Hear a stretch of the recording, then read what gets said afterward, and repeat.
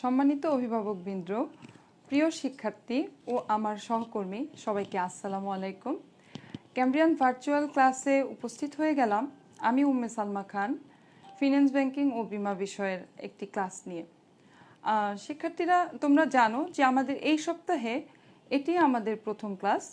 আর তোমরা এটাও জেনে থাকবে যে আমাদের সপ্তাহে দুটো করে ফিন্যান্স ব্যাংকিং ও বীমা বিষয়ের ক্লাস হয়ে থাকে, সেটি শনিবার এবং রবিবার। তো যথারীতি তোমরা যারা আমাদের সাথে উপস্থিত হয়েছো তারা তোমরা সবাই তোমার বন্ধুদের এবং তোমার ক্লাসমেটদেরকে জানিয়ে দাও যে আমাদের ক্লাসটি স্টার্ট হয়ে গিয়েছে। বাসায় থাকার একটা বোরিংনেস কাজ করে, রেগুলারলি বাসায় থেকে ক্লাস করা আমাদের কিন্তু বোরিংনেস চলে আসে, কারণ প্রায় অনেক দিন হয়ে গেছে আমরা এই প্যান্ডেমিক সিচুয়েশনটা হ্যান্ডেল করছি। তো সেই ক্ষেত্রে আমরা এই বোরিংনেসটা কাটিয়ে ওঠার জন্য আমাদের এই ক্যামব্রিয়ান ভার্চুয়াল ক্লাসটা অ্যাটেন্ড করব। আর এই ক্লাসটা অ্যাটেন্ড করাতে আমরা নিজেরাই ফিল করব যে আমাদের মধ্যে একটা রিফ্রেশমেন্ট কাজ করবে, এবং আমরা রেগুলারলি যদি এই ক্লাসগুলো অ্যাটেন্ড করে থাকি আমাদের বইয়ের পাশাপাশি আমাদের ক্লাস সম্পর্কেও একটা খুব ভালো ধারণা হয়ে যাবে যে আসলে এই অধ্যায়টা সম্পর্কে আমি তো এই ক্লাসে দেখেছিলাম, এই অধ্যায়টা আসলে এরকম, বা এই অধ্যায়টাও তো আমাদের মিস ক্লাস নিয়েছিলেন, এই অধ্যায়টা আসলে এরকম। এভাবে যদি আমরা হ্যান্ডেল করতে থাকি তাহলে আমরা মনে প্রাণে বিশ্বাস করি যে আমরা এই প্যান্ডেমিক সিচুয়েশনটাকে জয় করব। শিক্ষার্থী বন্ধুরা, আমরা একটু অগ্রসর হচ্ছি।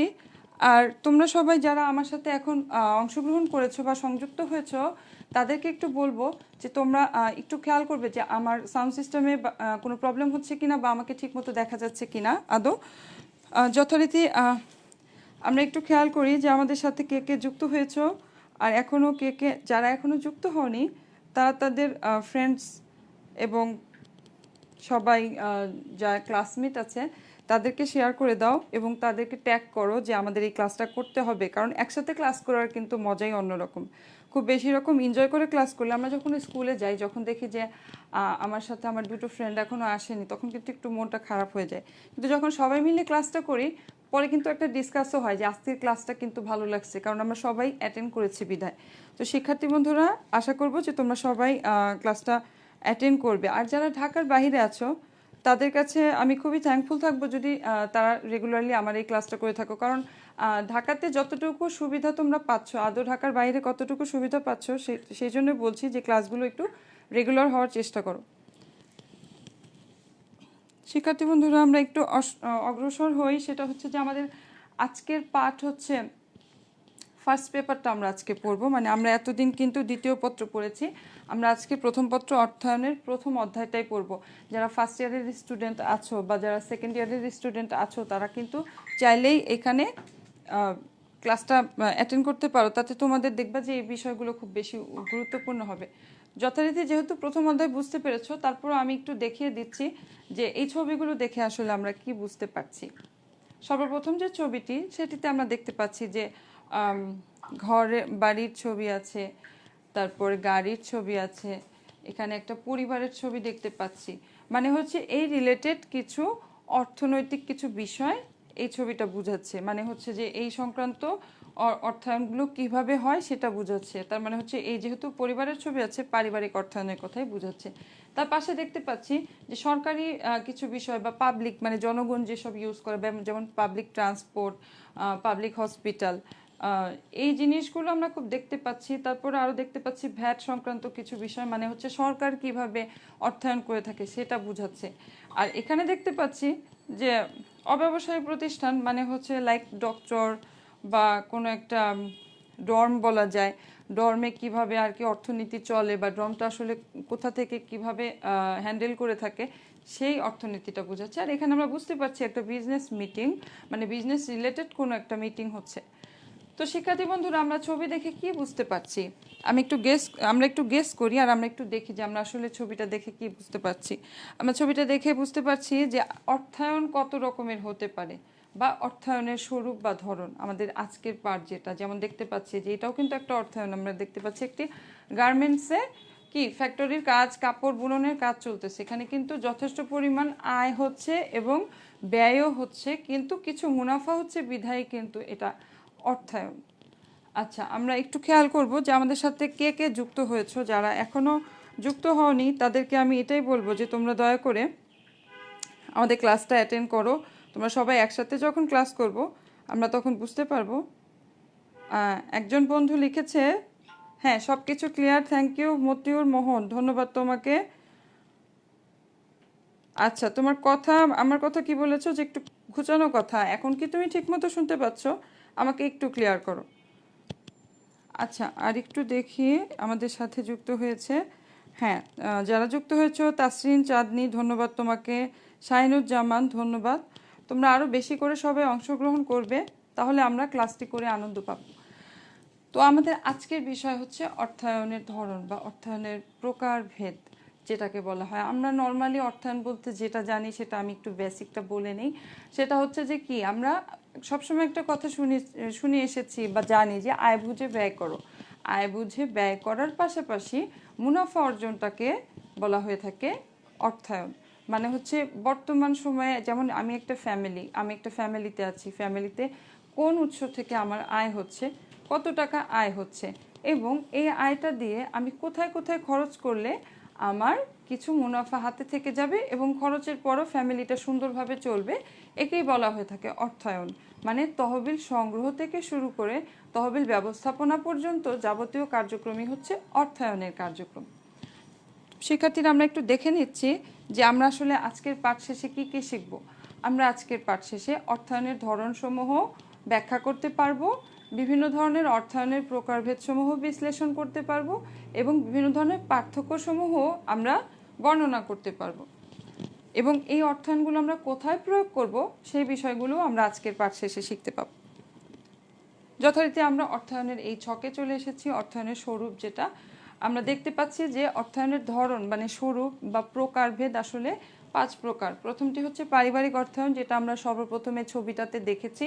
তারপরে হচ্ছে সরকারি অর্থায়ন, যেটা আমরা একটু আগেই বললাম যে সরকার আসলে বাৎসরিকভাবে কিভাবে আয় ব্যয়টা মেনটেন করে, সেটা আমরা এটা একদম ডিটেইল আমরা একটু পরে আলোচনা করব, এবং এখানে আমাদের অনেক অবজেক্টিভ সংক্রান্ত কিছু তথ্য থাকবে এই সরকারি অর্থায়নে।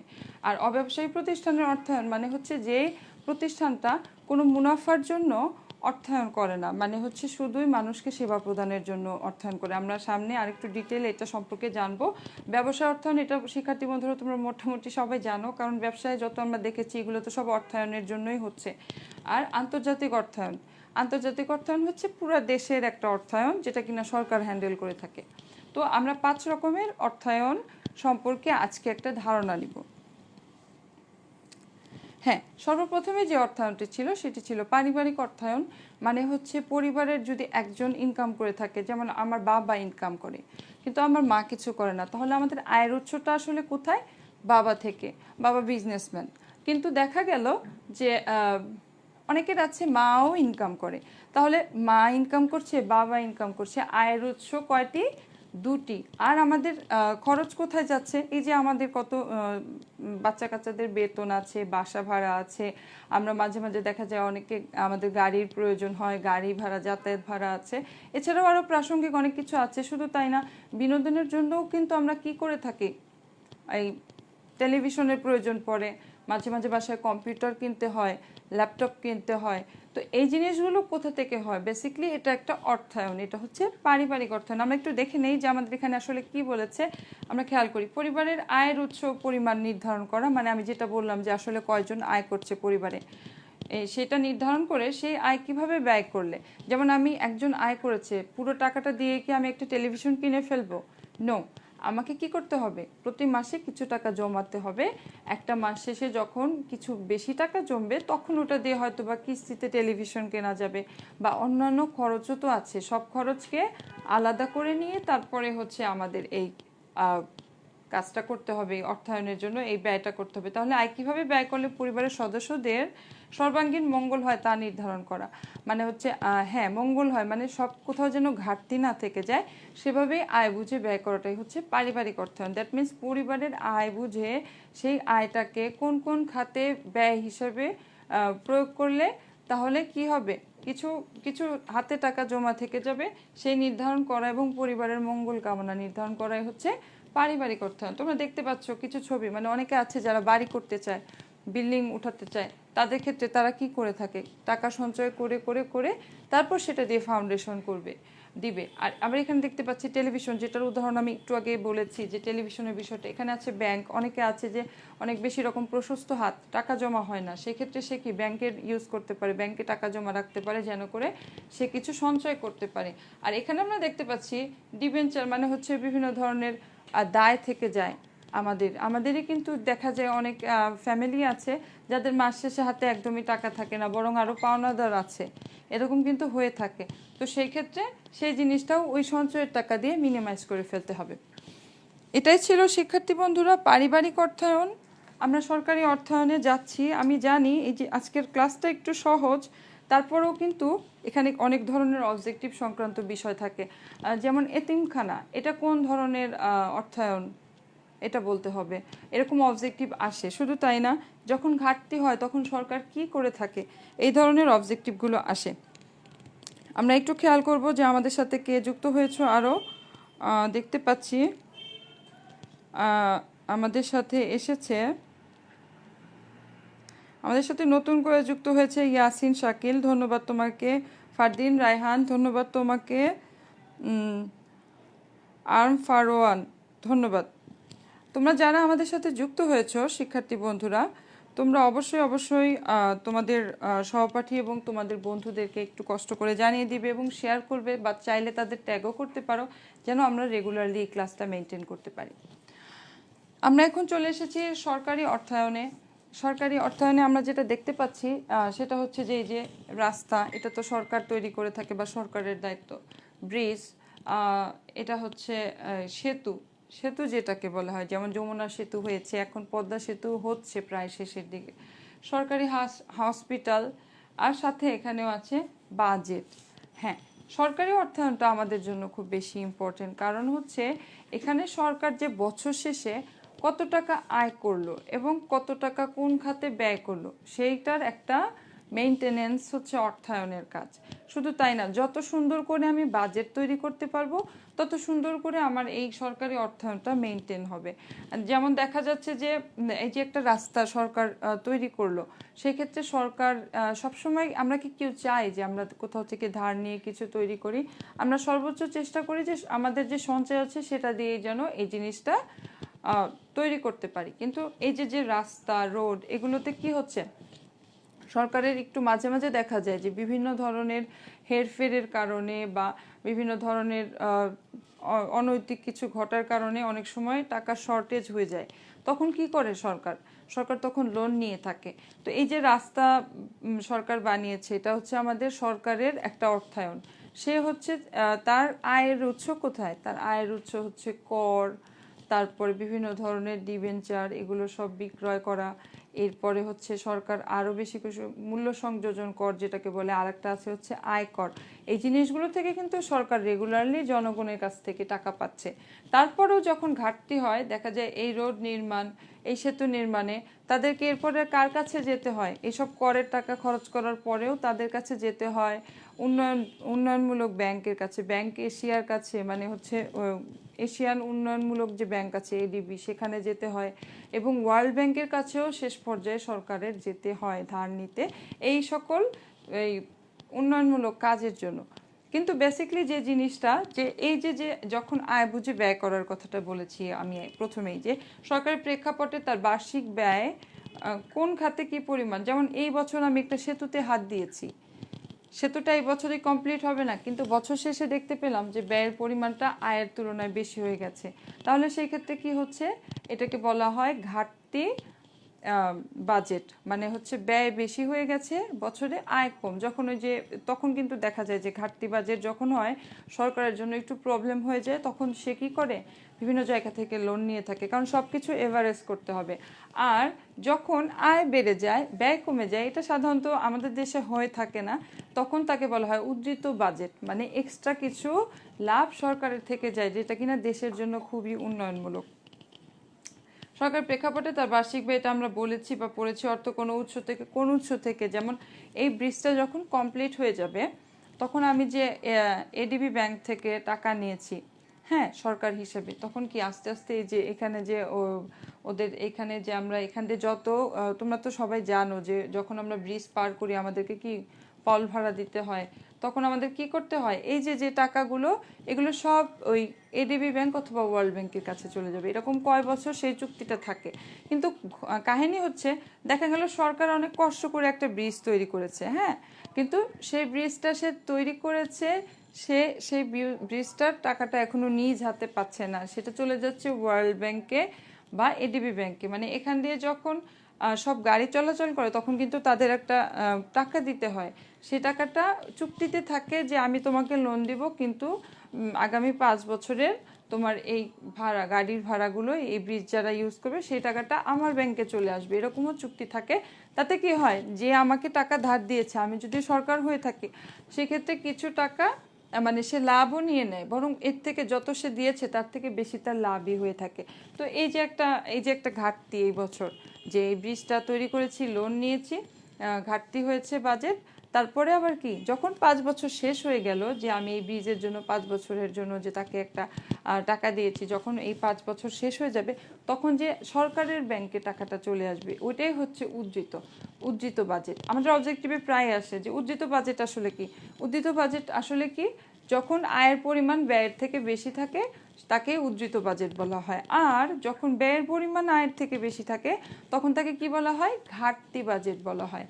এখন সরকারি এই বিষয়টা যেমন আমরা দেখতে পাচ্ছি যে সরকারি স্কুল, সরকারি হসপিটাল, এক্ষেত্রেও তাই। সরকারি হসপিটালে দেখা যায় যে সব কিছুরই কম, মানে খরচ কম, তারপর বেড ভাড়া কম, সব কিছু কম, কিন্তু সুবিধা কিন্তু ভালো পাচ্ছি সরকারি হসপিটাল থেকে। আর একটা হসপিটাল তৈরি করা সরকারের ক্ষেত্রে কি অনেক বড় চ্যালেঞ্জের বিষয়। এবং সে তখন কি করে, যদি সে হচ্ছে বেসিক্যালি সরকার কোথা থেকে পাচ্ছে আরও এক্সট্রা টাকা পাচ্ছে, হচ্ছে আয়কর থেকে, সংযোজনীমূলক, যে আমরা যখন সব কিছু দ্রব্য জিনিস কিনে থাকি তখন ভ্যাট দিতে হয় না, ওই ভ্যাটটা কিন্তু সরকারের কাছে চলে যায়। এরকম সব জনগণের ভ্যাটই সরকারের কাছে যদি যেয়ে থাকে, সরকারের কাছে অনেক বড় একটা অ্যামাউন্ট গচ্ছিত থাকে। এই জন্যই সরকার কি তখন ওই অ্যামাউন্ট থেকেও কিছু টাকা এই হসপিটালগুলো তৈরির সময় ইউজ করে থাকে।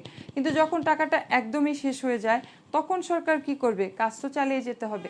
তখন সরকার ওই ওয়ার্ল্ড ব্যাংক, তারপর এডিবি ব্যাংক, এশিয়ান ডেভেলপমেন্ট ব্যাংকের কাছে ঋণ নিয়ে থাকে। ঋণ নেওয়ার পরে ওইসব ব্যাংকের আবার চুক্তি কি থাকে, যে তোমার এটা কমপ্লিট হওয়ার পর, স্টার্ট হওয়ার পর প্রথম 5 বছর বা তার অধিক বা তার কম যা যা তোমার ইনকাম মানে মুনাফা হবে সবই কার হবে, ওই ব্যাংকের হবে। এটা কিন্তু একটা ভালো মানে প্রফিট, যে আমি টাকা ধার দিলাম তো গুণে টাকা ধার দিলাম, কিন্তু প্রতিদিন তো অনেক এর থেকে দ্বিগুণ আসে, সেই টাকাটা পেয়ে যাচ্ছে। এভাবেই সরকারি অর্থায়ন মেনটেন করে থাকে, বা এটাকেই সরকারি অর্থায়ন বলা হয়ে থাকে। শিক্ষার্থী বন্ধুরা, একটু দেখতে চাচ্ছি যে তোমরা কে কে অংশগ্রহণ করেছো। আর আরেকটি বিষয়, তোমরা যারা এখনও অংশগ্রহণ করনি তারা অংশগ্রহণ, ফ্রেন্ডদেরকে অংশগ্রহণ করতে সাহায্য করো। আর হচ্ছে যথারীতি বইটা নিয়ে বসলে তোমাদের আরও বেশি সুবিধা হবে পড়তে, যে কোন কোন ক্লাসগুলো নিচ্ছি সেগুলো একটু দাগিয়ে দেখতে হবে। হ্যাঁ, দেখতে পাচ্ছি আমাদের সাথে অনেকে অংশগ্রহণ করেছো। হ্যাঁ শিক্ষার্থীরা, আমাদের সাথে আরও নতুন করে যুক্ত হয়েছ। হ্যাঁ, এমডি নাজমুল হাসান, আপনার আচ্ছা আলাদা, আচ্ছা নাজমুল হাসান তুমি বলেছো আলাদা। আসসালামু আলাইকুম। ওয়ালাইকুম আসসালাম। আলাদা প্লেলিস্ট হলে ভালো হতো। ইউটিউবে আমার একটা প্লেলিস্ট, আমাদের এই ক্লাস সংক্রান্ত বিষয়ে আমাদের ইউটিউবে একটা প্লেলিস্ট আছে, সেই লিঙ্কটা একসময় তোমাকে দেওয়া হবে বা এই কমেন্ট বক্সেই দেওয়া হবে। ইউটিউবে আমাদের রেগুলারলি যে ক্লাস, মানে আমাদের যে ফিন্যান্স ব্যাংকিং ও বিমা বিষয়ের ক্লাস মিস যে কয়টা নিচ্ছি, সেটা ইউটিউব চ্যানেলেও পোস্ট করছি। তো তোমরা যারা মিস করেছো কোনো ক্লাস, তারা কিন্তু এই যে এরকম নাজমুল হাসানের মতো ইউটিউবে যেয়ে তোমরা এই ক্লাসগুলো পেয়ে যাবে। তোমাদেরকে কমেন্টস বক্সে দিয়ে দেওয়া হবে। তোমরা রেগুলারলি এই ক্লাসগুলো করলে, বা তোমরা নেক্সট টাইমে যখন পড়তে নিবে তখন এই ক্লাসগুলো যদি দেখে পড়ো, তোমাদের আরও বেশি হবে, সুবিধা হবে তোমাদের জন্য। আর আরেকটা বিষয়, যে তোমরা সবাই যদি একটু কনসাস হয়ে ক্লাসটা করো, তুমি দেখবা যে বই পড়তে হচ্ছে না, যেটা আমার মনে হয়। কারণ এরকম ক্লাস আমরা কিন্তু আগে কখনো মানে এত সুবিধা পেতাম না। না হলে এই ক্লাসগুলো থেকে, বই পড়ার থেকে ক্লাসগুলো দেখলে মানে যখন তুমি রিয়েলাইজ করবে যে এই জিনিসটা মিস এটা বললো, তখন তুমি নিজেই বুঝতে পারবে যে এই জিনিসটা আসলে উদাহরণের মাধ্যমে বোঝাটা বেশি সহজ, বা কোনো একটা লেকচারের মাধ্যমে বোঝাটা সহজ। কিন্তু যখন আমরা গড় করে বইটা পড়তে থাকি, আমরা অনেক কিছুই আমাদের মাথার উপর দিয়ে চলে যায়। ঠিক আছে নাজমুল হাসান, তুমি পেয়ে যাবে, তোমাকে লিংক পাঠাবো ইউটিউবের। আমরা অগ্রসর হচ্ছি পরবর্তী অর্থায়নের প্রকারভেদে, সেটা হচ্ছে অব্যবসায়ী প্রতিষ্ঠানের অর্থায়ন। অব্যবসায়ী বলতে আমরা আসলে কি বুঝি? যে ব্যবসা মুনাফা অর্জনের জন্য তৈরি হয়ে থাকে না তাকে অব্যবসায়ী প্রতিষ্ঠান বলে। আর ব্যবসা আসলে কি? মুনাফা অর্জনের জন্য যেটা তৈরি হয় সেটা ব্যবসা। কিন্তু অব্যবসায়ী মানে হচ্ছে যে তার ইন্টেনশন মুনাফা অর্জন না, মানুষের সেবা করা। এটাই হচ্ছে অব্যবসায়ী প্রতিষ্ঠানের অর্থায়ন। তাহলে আমরা একটু দেখে নিচ্ছি আমরা অব্যবসায়ী প্রতিষ্ঠান বলতে কি বুঝতে পারি। মুনাফা অর্জন করেন এরকম প্রতিষ্ঠান কোনটা?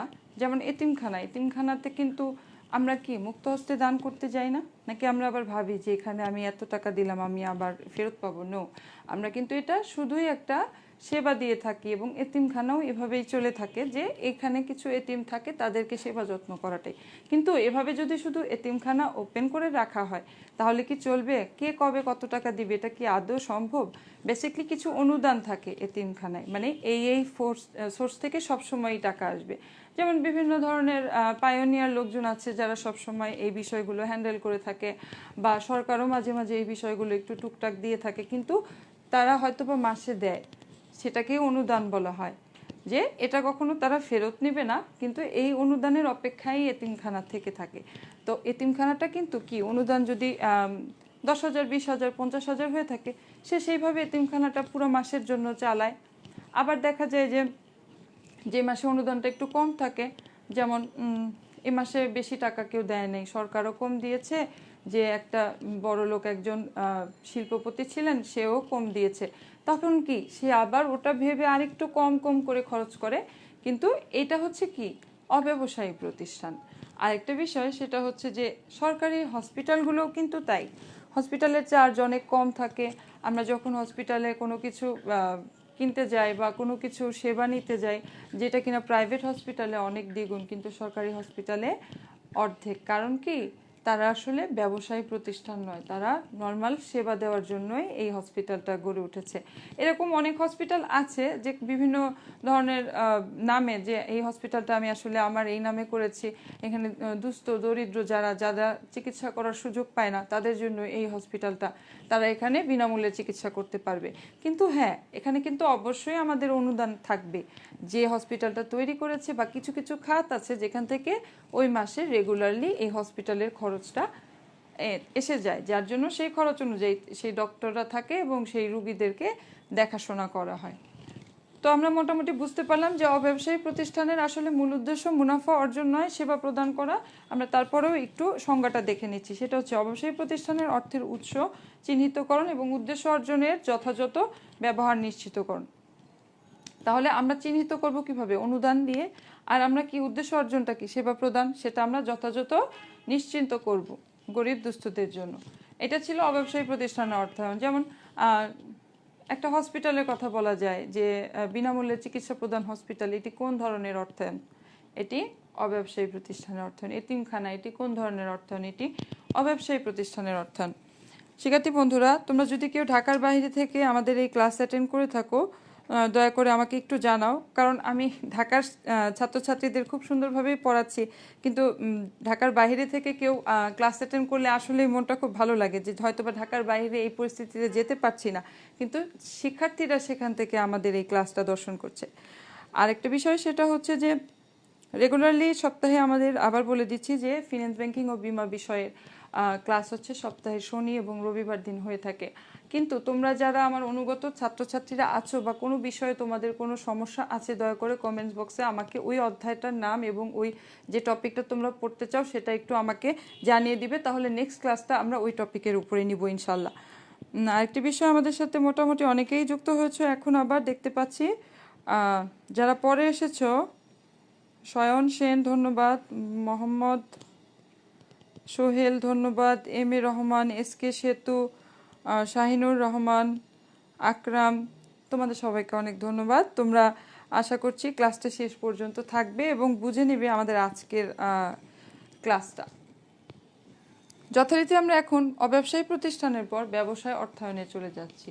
ব্যবসায় অর্থায়ন আমরা অলমোস্ট জানি, কারণ হচ্ছে ব্যবসা নিয়েও আমরা অনেক বেশি রকম, মানে কমার্সটা তো আসলে বিজনেস থেকেই স্টার্ট হয়েছে, যখন ব্যবসায় শুরু হয়েছে তখন থেকেই কিন্তু অর্থায়নটা শুরু হয়েছে, যে কিভাবে আসলে হ্যান্ডেল করলে মুনাফাও থাকবে, ব্যয়ও হবে, আবার আয়টাও বেশি হবে। যেমন একটা উৎপাদন প্রতিষ্ঠান উৎপাদন করে, কি উৎপাদন করে, সাপোজ চিনি উৎপাদন করে, সেই প্রতিষ্ঠানটা কিন্তু কি উৎপাদিত পণ্য যত বেশি বিক্রয় হবে সে আবার নতুন করে উৎপাদন করবে। বিক্রয় না হলে কি সে অনেক অনেক চিনি এরকম উৎপাদন করে রেখে দিবে না। আর সেই উৎপাদিত পণ্য যখন সে ব্যয় করবে, মানে বিক্রয় করবে, সেক্ষেত্রে তার কি হবে, ওই বিক্রয়ের টাকাটা যত বেশি আসবে তার অর্ধেক মুনাফা, তার অর্ধেক আবার এই চিনির জন্য যে আখ কিনতে হবে সেই খরচ। তো এভাবেই আসলে ব্যবসাটা কি করে, নিজের বিজনেসের টাকা দিয়েই বিজনেসটাকে চালাতে চায় এবং মাঝখান দিয়ে কিছু মুনাফাটাও রেখে দিতে চায়।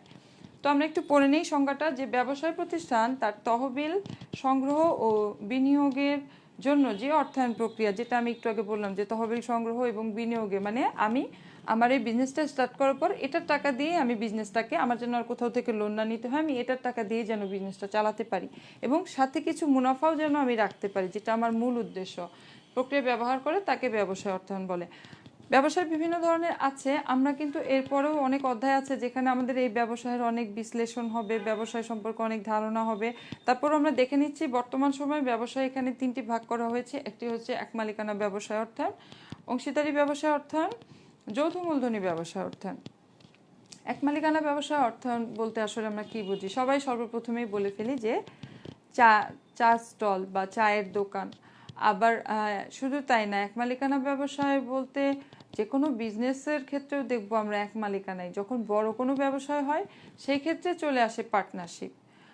চায়ের দোকান বলা যায়, বিভিন্ন শোরুম, ড্রেসের শোরুম এক মালিকানা থাকে, অনেক জায়গায় পার্টনারশিপ থাকে। যদি সেই শোরুমটা একটা রুম মানে একটা হয়ে থাকে সেক্ষেত্রে হচ্ছে এক মালিকানা ব্যবসায়। এক মালিকানা ব্যবসায় সম্পর্কে একটু বলতে চাই যে মুদি দোকান আছে আমাদের ছবিতে, মুদি দোকানে কি হয়, মালিক নিজেই একা থাকে, মালিক নিজেই হচ্ছে যত লাভ হবে মালিকের হবে, যত লস হবে মালিকের হবে।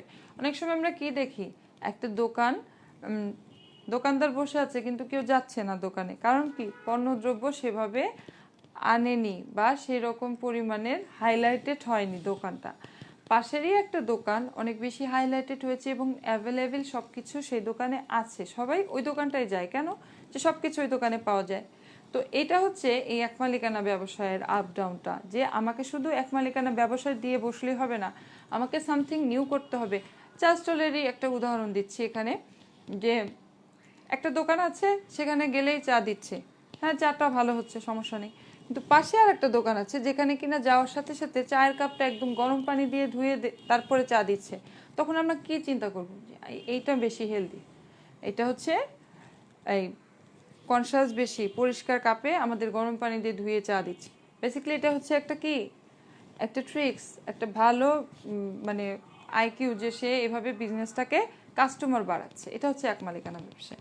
অংশীদারি ব্যবসার ক্ষেত্রে আমরা যদি খেয়াল করি তাহলে আমরা দেখব অনেক অনেক সুন্দর সুন্দর শোরুম আছে, অনেক অনেক বিজনেস আছে যেখানে একজন দিয়ে হয় না, মানে মূলধন কম বিধায় তো মূলধন বেশি লাগবে, সেক্ষেত্রে অংশীদার নিতে হয়, লাভও অংশীদারি হবে আবার লসও অংশীদারেরই হবে। মানে যখন লস হবে তখন আমি যার সাথে পার্টনারশিপ করেছি সেও বাকি 10,000 টাকা, মানে যদি আমাদের ঘাটতি পড়ে ঘাটতিতে সে 10,000 টাকা দিবে, আমিও 10,000 দিব।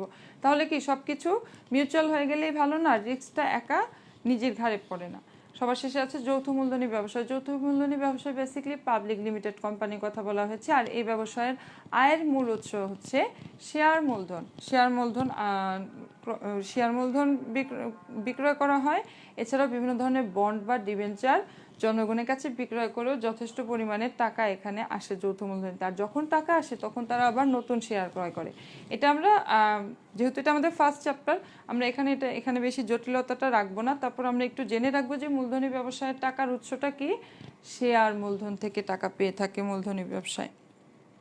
শিক্ষার্থী বন্ধুরা, আমরা পঞ্চম যে ধরনটা, যে আন্তর্জাতিক অর্থায়ন, আমরা দেখতে পাচ্ছি এখানে বাটা, তারপরে এনার্জি প্যাক, এগুলো সব কি ইউনিলিভারের বিভিন্ন ধরনের জিনিস। মানে এরা শুধু বাংলাদেশেই বিজনেস করে না, এরা টোটাল বিশ্বেই বিজনেস করে, এর জন্যই আন্তর্জাতিক। আর আমরা এটাও জেনে থাকবো যে আন্তর্জাতিক অর্থায়নের ক্ষেত্রে যে আমাদের বাংলাদেশ কিন্তু আমদানি নির্ভর একটি দেশ, মানে আমরা এনে বেশি পণ্য ক্রয় করে নিয়ে আসি বেশি আমরা আমাদের দেশে। আর রপ্তানিতে কিন্তু আমরা বেশি কিছু তো রপ্তানি করি না, আমরা হচ্ছে আখ রপ্তানি করি, পাট রপ্তানি করি, আর কি করি, পোশাক শিল্পের জন্য চামড়া রপ্তানি করি, এবং কৃষিজাত কিছু দ্রব্য আমরা রপ্তানি করে থাকি এই বাংলাদেশ থেকে। কিন্তু আমরা আমদানি করি ঔষধ, আমরা আমদানি করে থাকি বিভিন্ন ধরনের খাদ্যদ্রব্য, তারপরে আমরা বেশিরভাগ জিনিসই আমদানি করে থাকি। এর জন্য বাংলাদেশে কি আমদানিটা যখন বেড়ে যায় আর রপ্তানিটা যখন কমে যায়, তখন কিন্তু একটা বড় ঘাটতিতে পড়ে যায় আমাদের দেশ। তখন কিন্তু আমাদের এই দেশের অর্থায়নেও একটা বড় ধরনের ঘাটতি, যে আমাদের দেশের অর্থনীতির অবস্থা খুবই খারাপ হয়ে যায়। যখন কিনা আমাদের তখন টাকা পয়সার খুব ঘাটতি দেখা যায়, বাজারের মূল্যর জিনিসপত্রের দাম বেড়ে যায়, যার জন্য আমরা এই করতে পারি না, কারণ ওভাবে যে সে আমদানি করতে পারেনি, কারণ রপ্তানি কম হয়েছে। এই ব্যালেন্সটা একটা বড় ফ্যাক্ট এই আন্তর্জাতিক অর্থায়নের ক্ষেত্রে। আমরা একটু পড়ে নেই, সরকার ও বিভিন্ন প্রতিষ্ঠানের আমদানি ও রপ্তানি, বৈদেশিক মুদ্রার বিনিময় হার, বৈদেশিক বিনিয়োগ ইত্যাদি নিয়ে বিচার বিশ্লেষণ করা হয়ে থাকে এখানে। মানে সরকার চায় বা আমরা চাবো যে আমদানি এবং রপ্তানির একটা কি সামঞ্জস্য আনতে, বাট রপ্তানি যদি বেশি হয় আমদানির মূল্য থেকে, তাহলে তো খুবই ফার্স্ট ক্লাস। তারপরেও এই যে বাটা, ইউনিলিভার যে কোম্পানিগুলো, এরা আন্তর্জাতিকভাবেই সব দেশেই এই বিজনেসগুলো করে থাকে, এরা খুব ব্যালেন্স করতে পারে। কিন্তু দেশের জন্য আমরা এভাবে আমদানি রপ্তানিটাকে মেনটেন করে থাকি। আমরা আমাদের একদম একক কাজ মানে মূল্যায়নে চলে এসেছি। আমরা একটু দেখে নিব যে আমাদের আজকের ক্লাসের ফিডব্যাকটা আসলে কি, যে অর্থায়ন কত ধরনের হয়ে থাকে, বা অর্থায়নের স্বরূপ কয়টি। অর্থায়নের স্বরূপ 5টি। তারপরে দেখতে পাচ্ছ ব্যবসায় প্রতিষ্ঠানগুলোকে কত ভাগে ভাগ করা যায়। ব্যবসায় প্রতিষ্ঠান হচ্ছে, আমরা একটু আগে পড়েছি যে ব্যবসায় প্রতিষ্ঠানে আসলে কত ভাগে ভাগ করা যায়। আপাতত কিন্তু ব্যবসায় প্রতিষ্ঠান 3 ভাগে ভাগ করেছি। কি সেটা? এক মালিকানা ব্যবসায়, অংশীদারি ব্যবসায়, আর যৌথ মূলধনী ব্যবসায়। অব্যবসায়ী প্রতিষ্ঠানের মূল উদ্দেশ্য কি? অব্যবসায়ী প্রতিষ্ঠানের মূল উদ্দেশ্যটা কি? মুনাফা অর্জন করা? অবশ্যই না। আমি একটু আগে উদাহরণ দিয়েছি। অব্যবসায়ী প্রতিষ্ঠানের মূল উদ্দেশ্য হচ্ছে মানব কল্যাণ। দলীয় কাজে চলে এসেছি। এটা হচ্ছে যে সরকারি অর্থায়নের উদ্দেশ্য, ব্যয়ের খাতগুলো আলোচনা করা। হ্যাঁ, সরকারি অর্থায়নের কথা কিন্তু আমরা অনেক বলেছি যে ঘাটতি বাজেট আছে, উর্জিত বাজেট আছে, এবং বেসিক্যালি সরকারি অর্থায়নের মূল উদ্দেশ্য হচ্ছে জনকল্যাণ। এটা আমাদের মাথায় রাখতে হবে। সরকার কি নিজের জন্য কিছু করে? নো, সরকার জনগণের জন্য কিছু করে। আর হচ্ছে অর্থায়নের স্বরূপ আলোচনা করা, মানে যেই 5টি স্বরূপ আমরা আজকে পড়লাম ক্লাসে, সেগুলো আলোচনা করবে। এটি ছিল দলীয় কাজ। আর হচ্ছে মূল্যায়ন, সেটা হচ্ছে যৌথ মূলধনী ব্যবসায়ের অর্থায়নের উৎসসমূহ কি কি আমি তোমাদের বলেছি, আবারও বলছি। যৌথ মূলধনী ব্যবসায়ের অর্থায়নের উৎস হচ্ছে শেয়ার মূলধন এবং বন্ড ও ডিবেঞ্চার বিক্রয় করে যে টাকাটা পায়। আর পারিবারিক অর্থায়নের ক্ষেত্রে ব্যয়ের খাতগুলো কি কি? পারিবারিক অর্থায়নের ক্ষেত্রে ব্যয়ের খাতগুলো কি কি, এটা তুমি নিজে বাসায় দেখবে। তুমি তো নিশ্চয়ই একটা পরিবারে থাকো, বাসায় আসলে কি কি খরচ হতে পারে সেটা তুমি নিজেই বেসিক থেকে বলবে। এরপরে এসে পড়েছি বাড়ির কাজে, তার মানে হচ্ছে ক্লাসের একদম শেষ পর্যায়ে চলে এসেছি বলা যায়। তারপর আমি একটু এখানে ধারণা দিচ্ছি যে বাড়ির কাজে কি বলেছে, ব্যবসায় অর্থায়ন ও সরকারি অর্থায়নের পার্থক্য, দুটো টোটালি আলাদা জিনিস। তারপর আমি তোমাদের দুটো পার্থক্য বলে দিব, আর বাকি 3টে পার্থক্য তোমরা করে ফেলবে। সেটা হচ্ছে ব্যবসায় অর্থায়ন আসলে কি, মুনাফা অর্জনের উদ্দেশ্যে তৈরি হয়ে থাকে, আর সরকারি অর্থায়ন আসলে কি, জনকল্যাণের উদ্দেশ্যে তৈরি হয়ে থাকে। আর একটা বিষয়, সেটা হচ্ছে দেউলিয়াত্ব, যে যখন একটা ব্যবসা শুরু হয় সে যদি দেউলিয়া হয়ে যায় তখন কি ব্যবসায় বন্ধ হয়ে যায়। কিন্তু সরকারের অর্থায়নে যেমন, সরকার কি দেউলিয়া হতে পারে আদৌ? নো, সরকার কখনো দেউলিয়া হতে পারে না, কারণ সরকারের কাছে তো ক্যাশ আছে। কোনটা? সেটা আয়কর, সংযোজনীমূলক কর, ভ্যাট, এগুলো তো সবসময় সরকারের খাতে জমা হচ্ছে, আর আমরা তো রেগুলারলি এই পেমেন্টগুলো করছি। এর জন্য সরকারের দেউলিয়া হয়ে যাওয়ার কোনো চান্স নেই। আর একটা বিষয়, সেটা হচ্ছে যে অভ্যন্তরীণ, যে এই ব্যবসায় অর্থায়ন আসলে কোথা থেকে টাকা পায়, আয়টা হয় কোথা থেকে? অভ্যন্তরীণ, মানে ভিতর থেকেই, বা ওই সবাই মিলে সম্মিলিতভাবে যে মূলধনটা হয় সেটাই ব্যবসায় অর্থায়নের মূলধন।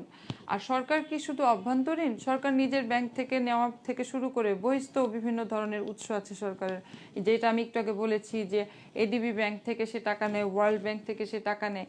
সো সে কিন্তু অভ্যন্তরীণ এবং বহিস্থ দুই জায়গা থেকেই সে সুবিধা পায় আয়ের উৎস হিসেবে বা লোন নেওয়ার ক্ষেত্রে। এই 3টা আমি বলে দিলাম, বাকি 3টা তোমরা নিজেরা চেষ্টা করবে, এবং অবশ্যই নেক্সট ক্লাসে বাড়ির কাজ নিয়ে উপস্থিত হবে। শিক্ষার্থী বন্ধুরা, একদম ক্লাসের শেষে চলে এসেছি। আমরা আশা করব যে আমরা সবাই সুস্থ নিরাপদ থাকবো এবং বাসায় বসে বোরিং না থেকে আমরা একটু আমাদের লেখাপড়াটাকে কন্টিনিউ করব। আর আমরা এটা সত্যি যে আমরা যদি একটা জিনিসকে ভাবি যে এই জিনিসটা আসলেই খুব মজার, তাহলে দেখবো আমাদের মাইন্ডটাও সেট হয়ে গেছে। কিন্তু আমরা যদি আগেই আমরা চিন্তা করি যে এই জিনিসটা আসলে বোরিং, তাহলে আমাদের মাইন্ডও এটাই ভাববে যে এটা বোরিং। সো আমাদেরকেই ম্যানেজ করতে হবে হাউ টু ডু আর হোয়াট টু ডু। ওকে, ঠিক আছে শিক্ষার্থী বন্ধুরা, আজকে এতটুকুই। ইনশাল্লাহ নেক্সট টাইমে আবার ফিনান্স ব্যাংকিং ও বীমা বিষয়ের একটি ক্লাস নিয়ে হাজির হয়ে যাব। আল্লাহ হাফিজ।